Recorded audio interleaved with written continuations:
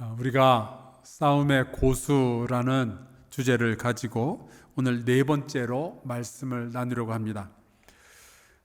여러분은 직접 싸우는 걸 좋아하세요? 아니면은 남이 싸우는 걸 구경하는 걸 좋아하세요? 아무래도 세상에 재밌는 게 남 싸우는 거 구경하는 거죠. 저희 아버지 세대가 참 좋아했던 스포츠가 권투였습니다. 세계 챔피언전이 있는 날이면은 동네 어른들이 다 같이 모여서 TV를 함께 보고 그랬었죠. 지금도 생각나는 것이 1977년 홍수환 선수 대 카라스키아 선수의 대결이었습니다.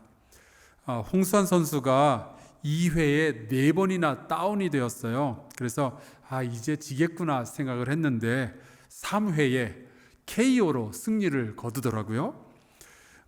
이 홍수환 선수가 CBS인가 거기에 나와서 이 내용을 가지고 간증한 것도 제가 보았습니다. 이 승리로 인해서 4전 5기라는 말도 만들어졌죠. 저는 근데 권투보다는 레슬링을 더 좋아했습니다. 그 옛날 김일, 천규덕 이런 사람들이 나오면 막 마음이 조마조마하면서도 그거를 이렇게 꼭 챙겨 보게 되더라고요. 특히 그 김일의 화려한 박치기, 여기에 환호하던 세대가 저의 세대였습니다. 근데 요즘은 제가 나이를 좀 먹고 나니까 남 싸움 구경하는 게 좀 싫어졌어요. 가끔 이게 스포츠 채널 돌리다 보면은 UFC 격투기 같은 게 나오는데 저는 안 봅니다. 왜냐하면 누군가가 맞아서 아플 것을 생각하면은 그 감정이 저한테 그냥 전달이 되는 거예요. 볼 수가 없어요. 그런데 우리 인생을 보면은 싸움을 구경만 하게 되지는 않습니다. 내가 내 손으로 직접 싸워야 되는 일들이 벌어지죠. 성경에도 보면은 이런 말씀이 있습니다. 믿음의 선한 싸움을 싸우라, 영생을 취하라. 이를 위하여 내가 부르심을 받았고 많은 증인 앞에서 선한 증언을 하였도다. 여러분, 선한 싸움을 싸우는 것을 위해서 우리가 부르심도 받았대요. 그러니까 싸워야 될 때가 있는 거예요. 물론 주님은 우리가 서로 사랑하고 용서하고 또 평화롭게 다 사이좋게 지내기를 원하시죠. 하지만 때로 우리는 평화를 지키기 위해서 또 내 사랑하는 사람을 지키기 위해서 선한 싸움을 싸울 때가 있습니다. 공의를 지키기 위해서, 진리를 지키기 위해서 선한 싸움을 싸워야 하는 거죠. 예를 들어서 만약에 신천지 같은 악한 사람들이 우리 교회를 공격하거나 우리 교회 성도들을 데려다가 미혹하고 그러면은 선한 싸움을 싸워야죠.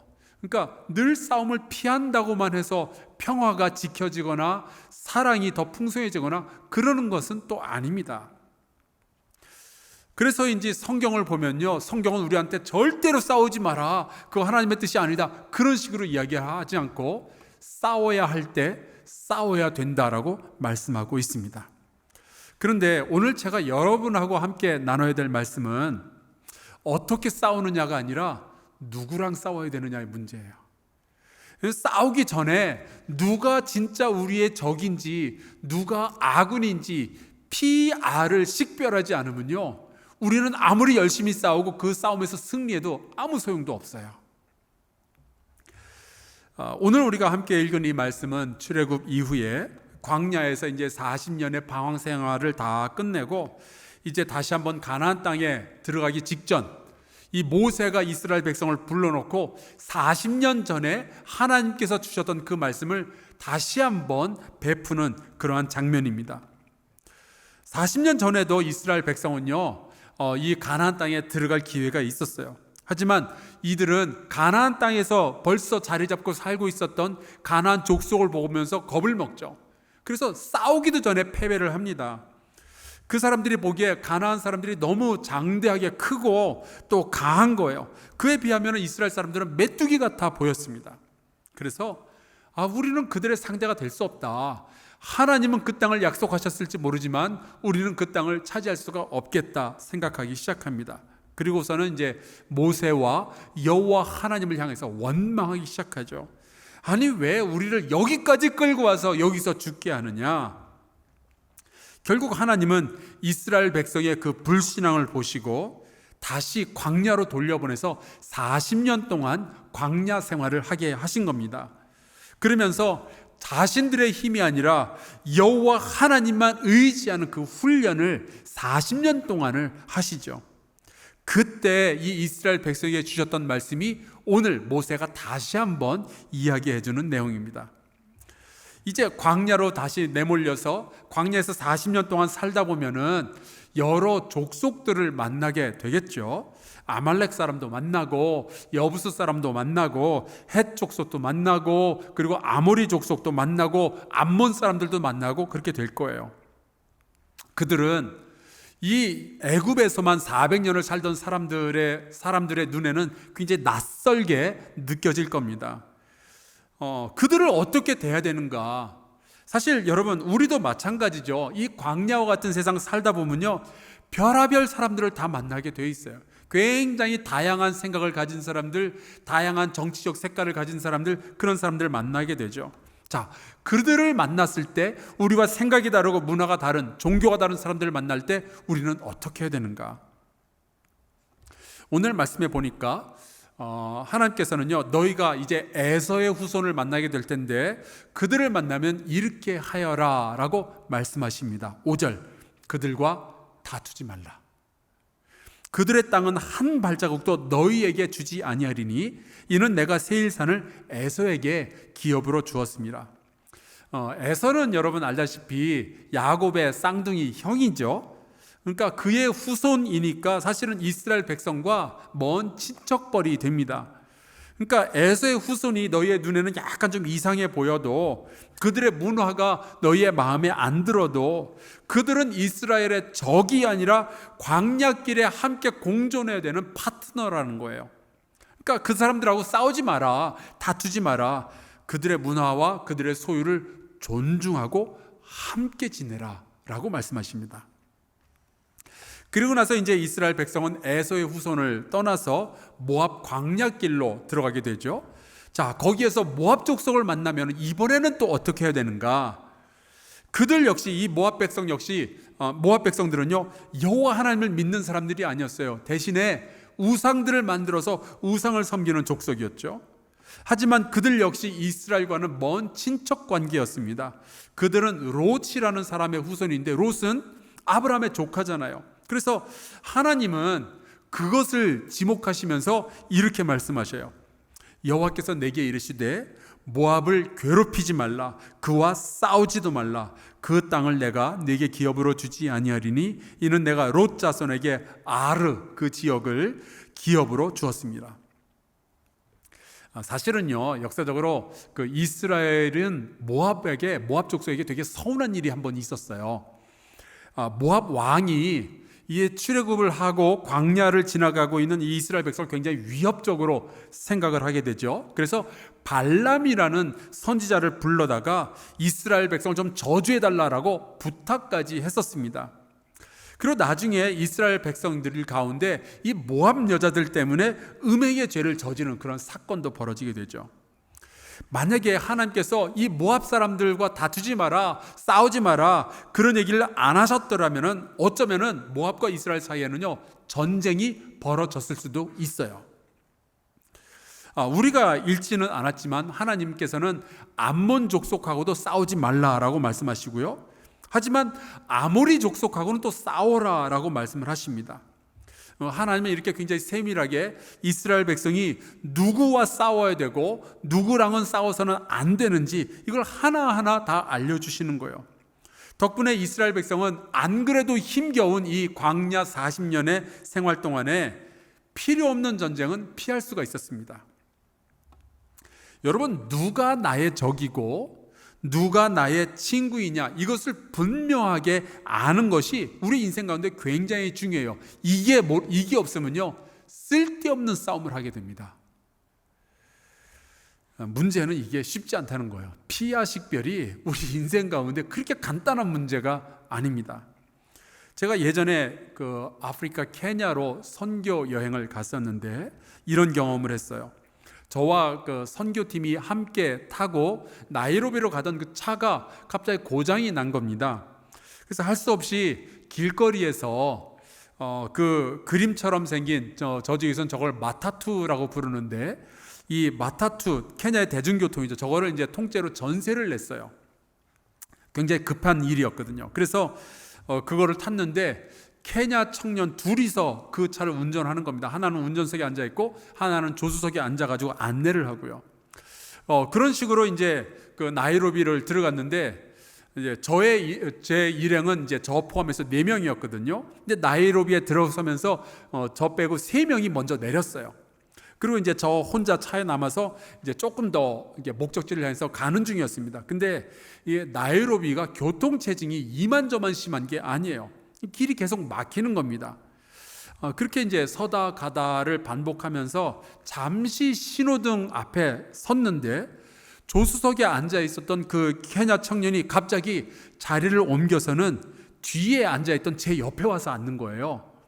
순간 이제 머리카락이 다 곤두서는 거죠. 얘가 또 왜 이러나. 근데 이 친구가 하는 말이, 길이 지금 너무 막혀서 시간을 너무 많이 썼으니 돈을 더 줘야 된다는 거예요.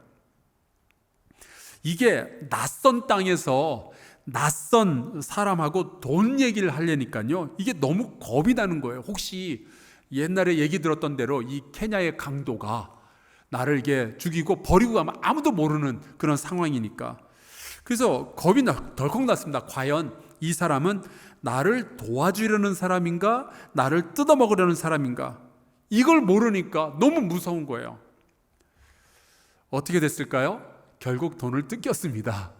대신에 이제 목숨은 제가 유지를 하고 한국으로 돌아올 수가 있었죠. 이 사람이 아군인가 적군인가 이걸 파악 못하면요, 어려운 일들이 굉장히 많이 일어나게 돼요.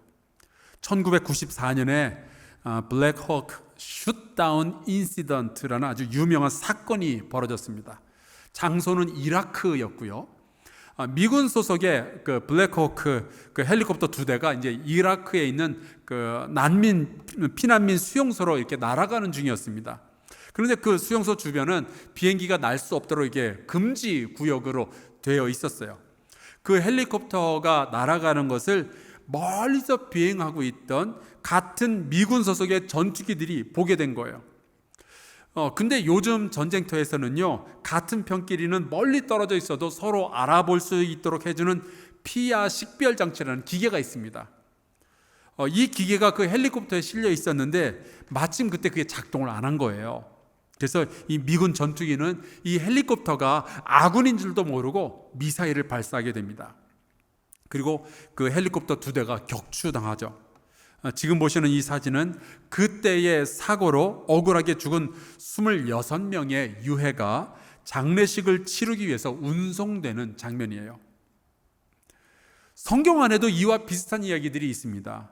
사사기 7장에 보면은 기드온과 300용사 이야기가 나오는데, 이 300용사가 밤에 미디안 사람들의 군대가 집결해 있는 곳에 몰래 접근을 해서 갑자기 항아리를 부수고 숨겨놓았던 횃불을 흔들면서 나팔을 불고, 그리고 이렇게 외치죠. 여호와와 기드온의 칼이다.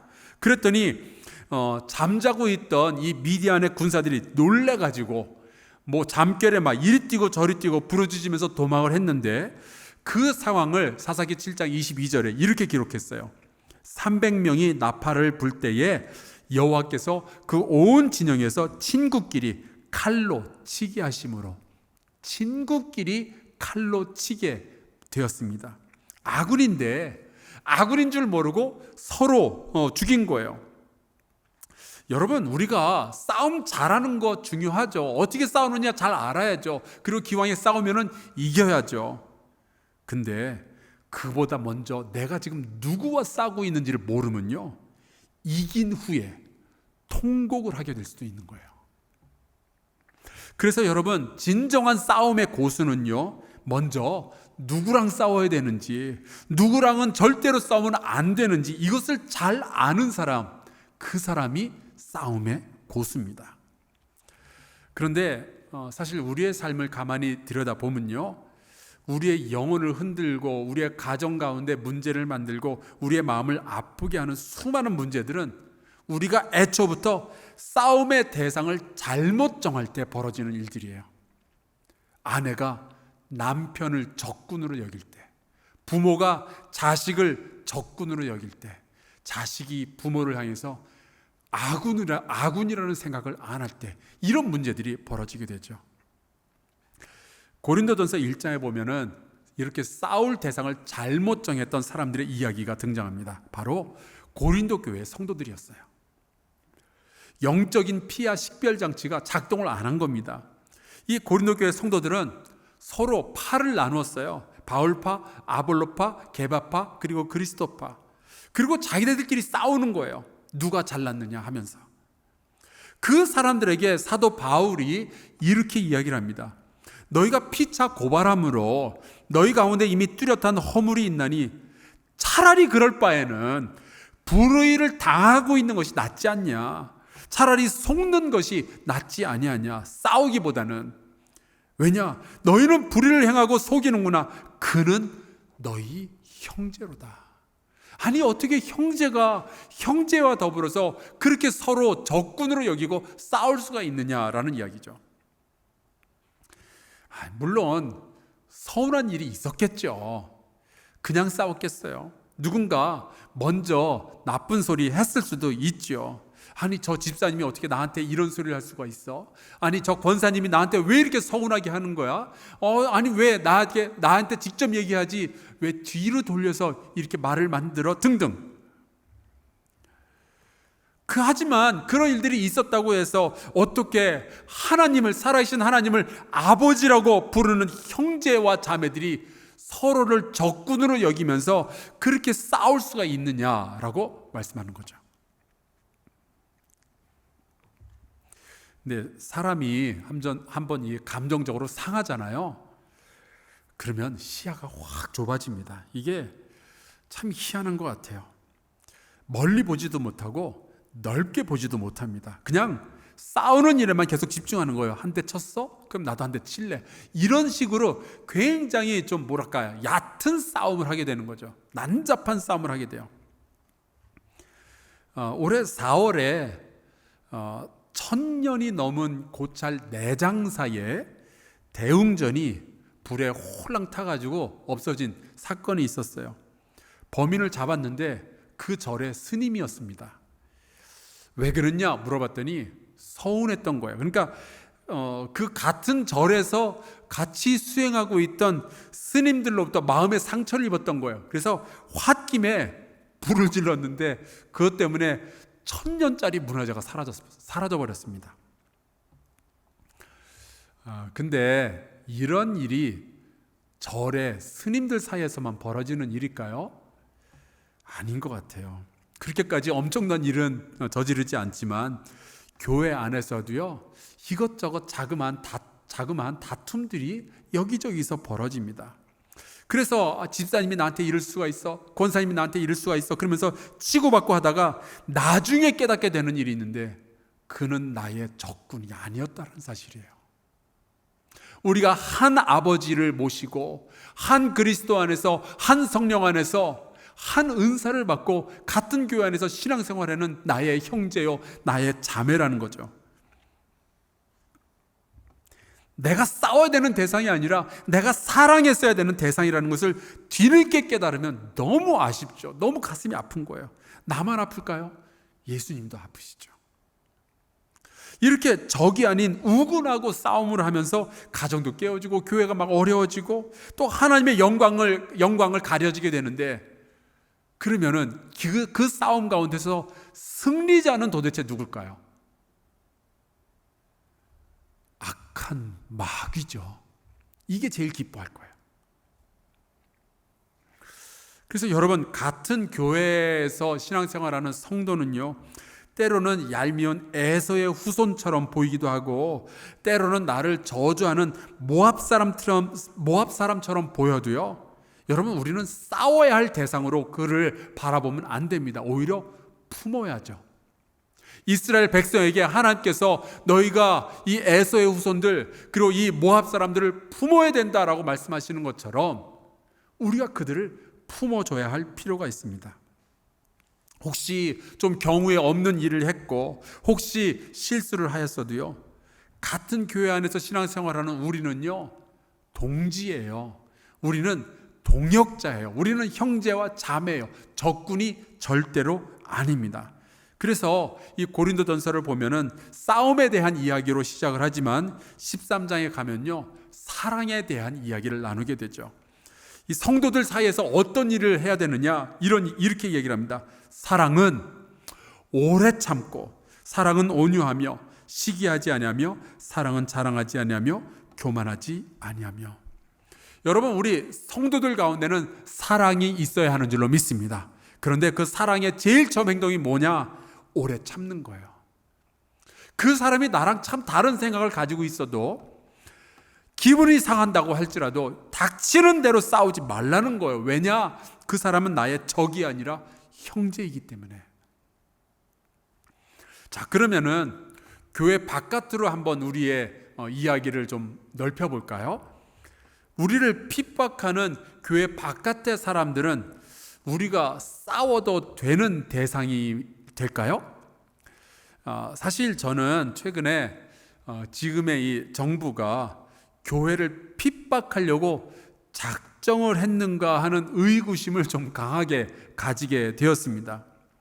아시다시피 우리 한사랑교회는 작년 초부터 정부의 방역 지침에 굉장히 잘 협조를 해왔죠.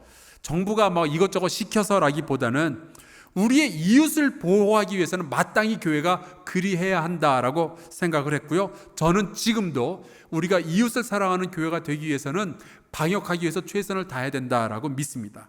그런데 최근에 방역 4단계가 되면서 방역 대책을 발표한 것을 보니까 극장은 좌석수의 50%의 관객이 모여서 에어컨 바람을 쐬면서 2시간 동안 영화를 봐도 괜찮대요. 뮤지컬 같은 것은 몇백 명, 몇천 명이 모여도요, 마스크 쓰고 한 칸씩만 건너뛰어서 앉으면 다 괜찮대요. 여러분 백화점 가보셨어요? 수천 명이 돌아다녀도 다 괜찮대요. 다만 교회만큼은 일주일 내내 20명 이상이 모여서 단 한 번이라도 예배를 드리면 벌금을 때리겠다는 거죠. 이건 뭔가 수상해요. 뭔가 앞뒤가 안 맞아요. 물론 한국 교회가 사회적 책임을 다하지 못한 좀 실망스러운 모습이 없었던 것은 아니지만 이번 정부가 발표하는 이 방역 지침을 보면은 교회에 대한, 한국 교회에 대한 막연하고 어두운 적대감이 섞여 있다는 것을 알 수 있습니다. 그러면은 우리가 치고받고 싸워야 될까? 아니요, 저는 그럴수록 우리가 차분하고 지혜롭게 대처해야 된다라고 생각을 해요. 지난주 주일에 세종시에서 근무하는 공무원 몇 명이 우리 한사랑교회 서울까지 올라와서 예배를 감시하러 왔다가 갔습니다. 기분 나쁘죠. 하지만 여러분 잘 생각해 보세요. 위에서 시키는 대로 일하는 공무원이 무슨 잘못이 있겠어요? 그들 멱살 붙잡고 싸운다고 해서 무슨 도움이 되겠어요? 오히려 그들에게 지시를 내리고 있는 그 위에 있는 누군가가 악한 생각을 품고 있을 뿐인데, 자, 그러면은 우리 대한민국 교회는 이 대한민국 정부를 적으로 삼고 싸워야 되는가? 여러분, 이거 그렇게 쉽게 이야기하면 안 됩니다. 우리는요, 가볍고 얕은 수준에서 별 소득도 없는 감정적이고 표면적인 싸움을 자꾸 벌이기보다는 더 멀리 보고요, 더 묵직하고 깊은 영적 싸움을 할 필요가 있어요. 우리의 적이 누구인지 우리 좀 분명하게 깨닫고 알아야 합니다. 다행히도 야고보서에 보니까 우리랑 좀 비슷한 경험이 나와 있더라고요. 예수 믿는 사람들이 이제 핍박을 당하게 되죠. 예루살렘에서 핍박을 당해서 이제 전 세계로 로마의 여러 도시로 흩어져서 살아가게 됩니다. 그런데 그 도시에서 살다 보니까 예수 믿지 않는 사람들을 만나고 그들과 함께 살게 되죠. 또 그 도시에 이미 와 있던 유대인들하고도 또 만나게 돼요. 이 유대인들은 또 안식일 날 예수 믿는 사람들과 유대인들이 만나니까 서로 또 서먹서먹하고, 그러다가 그 사이에서 자꾸 다툼이 벌어지게 됩니다. 예수 믿는 사람들을 핍박하고 또 문화와 생각이 다른 사람들, 종교가 다른 사람들을 만나게 되니까 자꾸만 싸움이 벌어지는 거예요. 그런데 그렇게 싸움을 벌이고 있는 기독교인들에게 야고보 사도가 야단을 칩니다. 그러면서 이렇게 이야기를 해요. 너희 중에 싸움이 어디로부터, 다툼이 어디로부터 나느냐? 너희 지체 중에서 싸우는 정욕으로부터 나는 것이 아니냐? 너희가 싸우는 이유는 그들이 너희를 핍박해서 그런 게 아니라, 그들이 너희의 적이기 때문에 그런 것이 아니라, 너희 안에 본래부터 가지고 있었던 이 싸우고 싶은 마음, 싸움의 정욕이 있기 때문에 그런 거 아니냐라는 거죠. 너희 안에 들어있는 분노를 너희가 그냥 그런 식으로 표현하고 있는 거 아니냐는 거예요. 일단 화가 나니까 싸우고 보는 거죠. 근데 너희가 싸워야 할 대상은 그들이 아니다 라고 야고보 사도가 말합니다. 기분 나쁘다고, 내가 손해봤다고 그냥 함부로 막 싸우고 그러면 안 된다는 거죠. 그러면 도대체 우리는 누구랑 싸워야 되는가? 선한 싸움이라는 것은 도대체 누구를 향한 싸움인가? 여러분, 우리가 정말로 싸워야 할 대상은 우리의 이웃이나 우리의 정부나 우리의 형제와 자매가 아니라 원수 마귀예요. 야고보서 4장 7절에 이렇게 말씀합니다. 마귀를 대적하라. 그리하면 너희를 피하리라. 여러분, 우리의 주적이 누구인지 분명히 알아야 됩니다. 엉뚱한 곳에 화풀이하고 엉뚱한 사람과 싸우면 안 되는 거죠. 마가복음 5장에 보면은 예수께서 거라사 지방에 가셔요. 거기에 가셔서 이제 배에서 내리시자마자 더러운 귀신 들린 사람 하나를 만나게 됩니다. 이 사람은 그 지역에 있는 무덤 사이에서 거처하였는데 힘이 얼마나 센지 동네 사람들이 붙잡아가지고 쇠사슬로 묶어놓아도 이거 다 끊어버릴 정도로 아주 무지막지한 사람이었어요. 어찌 보면은 우리를 해할 것 같고, 어찌 보면 더럽고, 어찌 보면 피하고 싶은 그런 사람인 거죠. 살다 보면요, 우리가 그런 기가 막힌 사람들을 만날 때가 있어요. 그죠? 우리가 그런 사람 보면서 인간 말종이다 그런 표현을 할 때가 있잖아요. 그런데 예수님은 이 사람을 보면서 단번에 아셨어요. 예수님이 싸워야 할 상대는 그 사람이 아니라 그 사람을 조종하고 있는 군대라는 이름이 붙은 귀신이라는 사실, 그걸 주님은 바로 아시죠. 그래서 그 사람을 향해서 주먹질을 하는 것이 아니라 그 안에 있는 귀신을 내어 쫓으십니다. 주님은 누가 사랑해야 되는 형제이고 누가 싸워야 되는 적인지를 너무나도 잘 아시는 진짜 싸움의 고수셨던 거예요. 우리가 살아가면서 굉장히 많은 상처들을 받게 되는데, 근데 가만히 따져보면 이 상처들은요, 멀리 떨어져 있는 적에게서 받는 게 아니더라고요. 가까이 있는 아군에게서 자꾸만 상처를 입게 돼요. 내가 사랑하는 사람들, 내가 사랑해야 되는 사람들, 나의 가족, 나의 교우, 나의 동료, 내 친구, 이런 사람들이 자꾸만 나에게 상처를 주죠. 근데 그러는 과정 속에서 우리는 나도 모르게 그 사람들을 적으로 여길 때가 종종 있어요. 복수하고 싶은 거죠.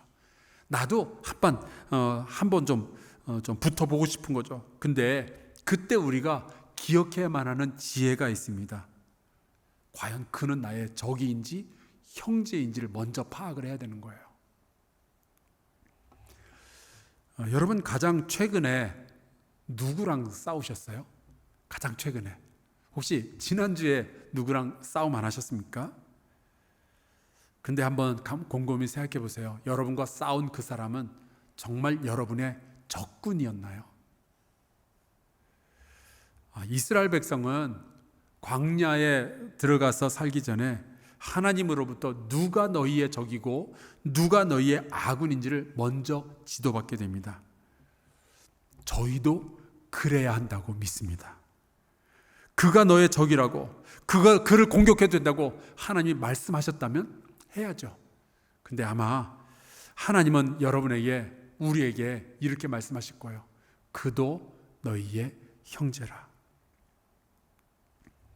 어쩌면 오늘날 하나님께서 인정하시며 기뻐하시는 진짜 싸움의 고수는요, 내 형제를 향하여서 치명타를 날릴 만한 날선 무기를 드는 사람이 아니라 내 형제를 향하여서 휘두르려고 했던 그 무기를 온유함으로 내려놓는 그 사람이 진짜 싸움의 고수가 될 거예요.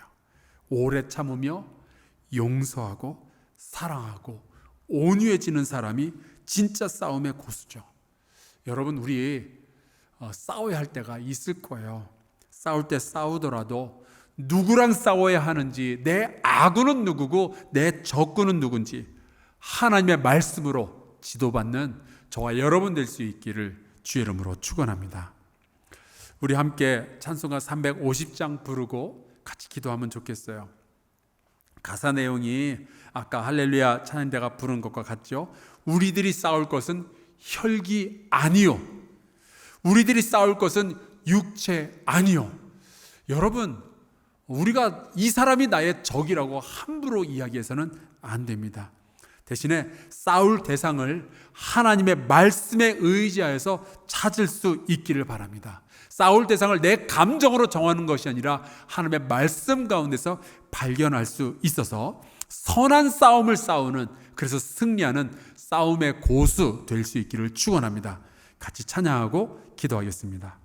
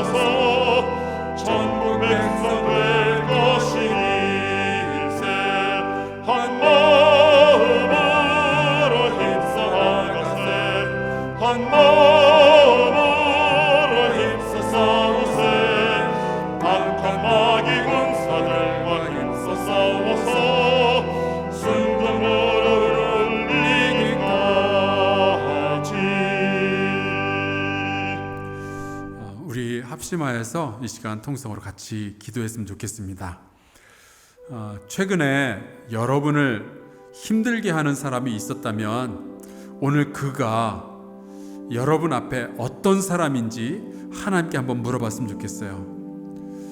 혹시 사랑해야 되는데, 용서해야 되는데 현재 싸움하고 있는 사람이 있다면 하나님, 나에게 힘을 주셔서 제가 예수님을 닮게 하여 주시옵소서. 하나님, 우리가 선한 싸움을 싸워야 한다면 싸우겠지만 내가 상대를 올바르게 선택할 수 있도록 인도하여 주시옵소서.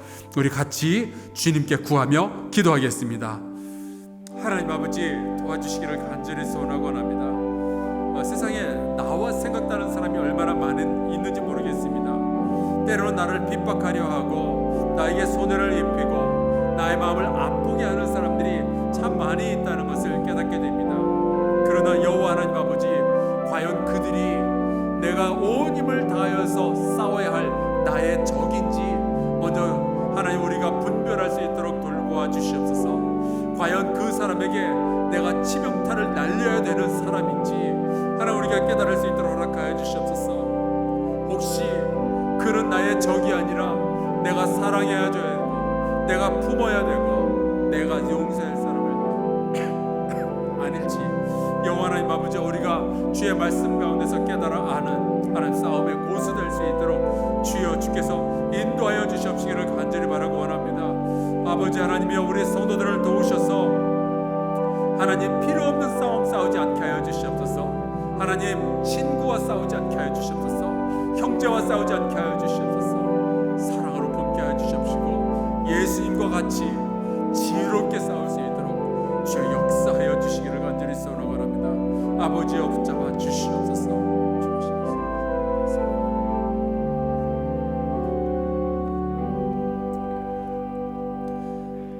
하나님 아버지, 우리가 만약 이 땅 가운데서 선한 싸움을 싸워야만 한다면 아버지의 뜻에 맞는 싸움할 수 있도록 지혜를 허락하여 주시옵소서. 광야와 같은 인생을 살아가면서 때로는 함께하기 힘든 사람들을 만나 상처를 입게 될 때, 내 마음속에서 알 수 없는 분노가 일어나게 될 때 우리의 진정한 적은 누구인지 깨닫게 하여 주시옵소서. 하나님, 내 마음속에 일어나는 감정으로 나의 적을 정하지 않게 해 주시옵고 하나님의 말씀대로 우리가 싸움할 수 있도록 돌보아 주시옵소서. 우리의 진정한 적이 누구인지 깨닫게 하여 주시옵소서. 하나님의 자녀들끼리, 사랑하는 사람들끼리, 그리고 형제 자매들끼리 전쟁하지 아니하도록 우리 모두를 보살펴 주옵소서. 심지어 우리를 핍박하는 자를 위하여서도 기도하는, 다만 악한 마귀와 싸우는 주의 백성 되게 도와 주시옵소서. 예수 그리스도의 이름으로 기도하옵나이다. 아멘.